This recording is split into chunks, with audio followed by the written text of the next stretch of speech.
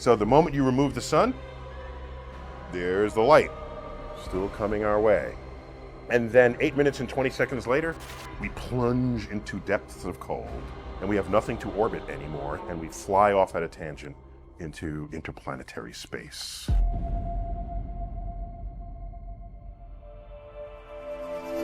We've looked at the Arc Reactor and the future of cyborgs. We've imagined a world powered by clean, near-limitless energy from a device the size of a dinner plate.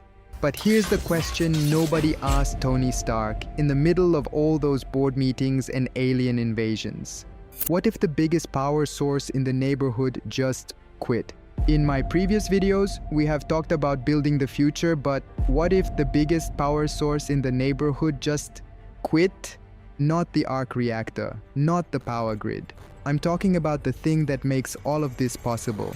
The 1.989 times 10 to the 30th kilogram nuclear furnace sitting 150 million kilometers away, casually converting hydrogen to helium and giving us life in return, the sun. And more specifically, if it died, if it vanished, could Tony Stark's greatest invention actually save us? Let's run the simulation. Welcome back to Nauzta Lab, where we take physics to places physics really doesn't want to go.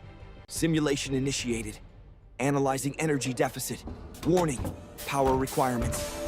Exceed current hardware by a factor of 10 quintillion. Sir, even with a massive upgrade, the sun delivers tens of millions of times more power than an arc reactor could ever replace. We are effectively trying to replace a forest fire with a single matchstick. Before we start, we need to understand the context. Earth receives approximately 1.74 times 10 to the 17th power watts of solar power at any given moment. Tony Stark's Arc Reactor, based on on-screen data, outputs roughly 8 gigawatts. To match Earth's incoming solar energy, you would need over 10 quintillion arc reactors.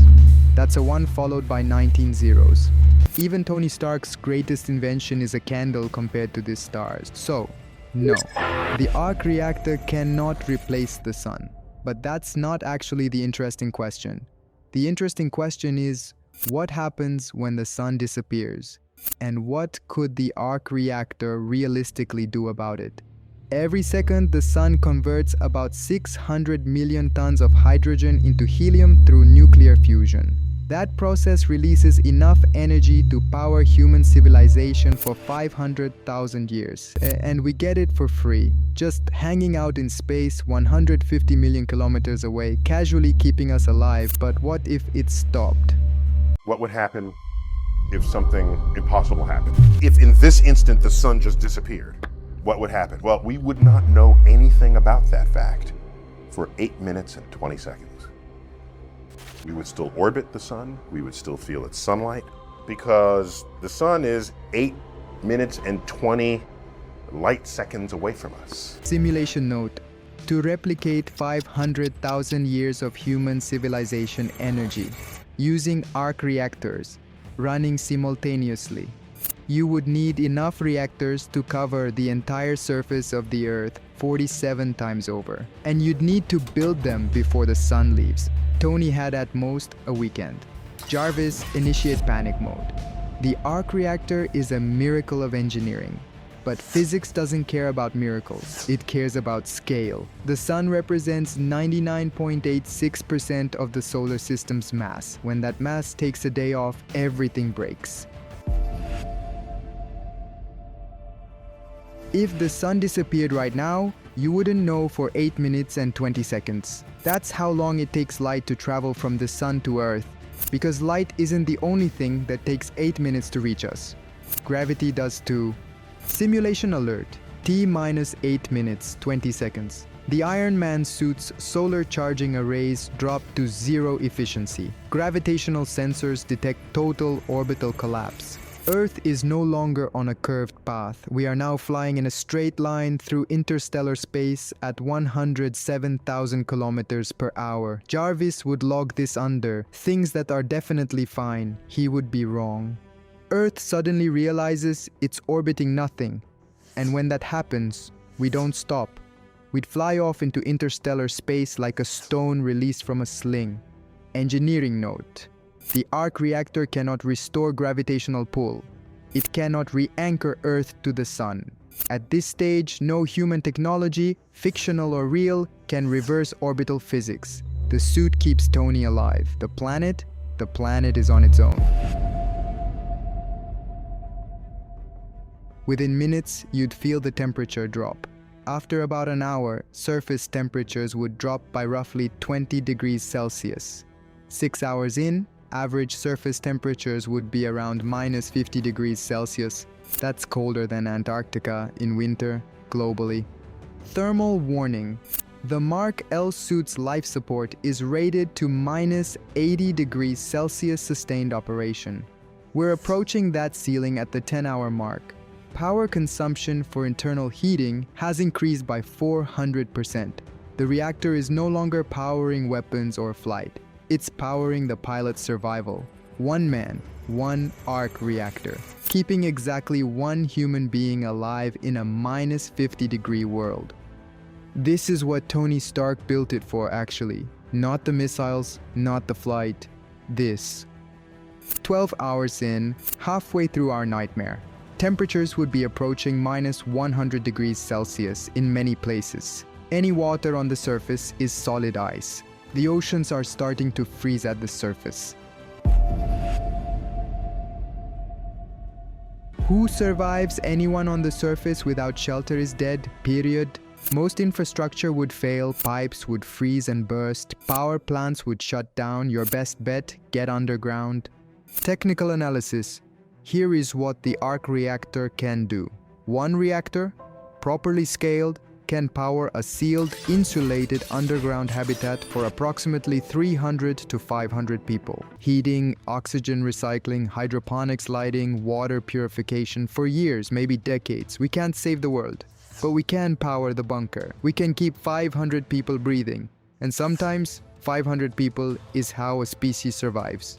I can't help everyone. I can only do what I can with what I have, where I am. That's not defeat. That's physics working within limits. And it's also the most honest thing Iron Man ever said. And then, at the 24-hour mark, the sun comes back, just like it disappeared. No warning, no gradual brightening. One moment, darkness. The next, light. Recovery assessment, solar input restored, but Earth has already lost weeks of thermal energy in 24 hours. The orbit has shifted, the atmosphere is partially collapsed, ecosystems are in ruins. The sun returned, but Earth did not return to normal. Recovery, estimated decades to centuries. Arc Reactor contribution, kept the data alive, kept some humans breathing, kept the idea of humanity flickering in the dark, not nothing.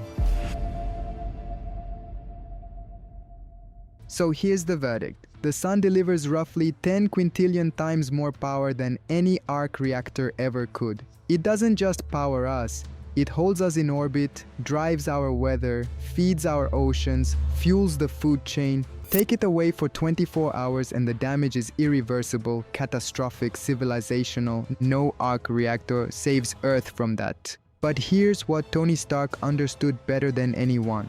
You don't need to save everyone to matter. You just need to save someone. An Arc Reactor can't be the sun, but it can be the light in the bunker, the warmth in the shelter, the power behind the people who rebuild. In the end, it's not about the size of the reactor, it's about what you're willing to power with it.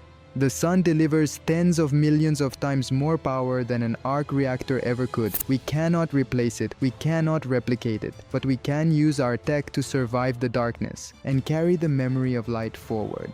But the cold isn't our only enemy. What if the very force holding us to the ground suddenly changed? Next time on Nauzta Lab, what if gravity doubled overnight? Can the suit handle the weight? Can anything survive double gravity? We're testing all of it. Stay tuned to find out. If this simulation kept you thinking, subscribe to Nauzta Lab. Hit the notification bell so you don't miss the gravity episode. Trust me, that one hits different, literally. Share this with someone who thinks Tony Stark could solve anything. They need a physics reality check. Until next time, stay warm, stay curious, and remember, The sun has been showing up every single day for 4.6 billion years. It's the most reliable thing in your life. Be grateful and be ready just in case. See you in the next episode.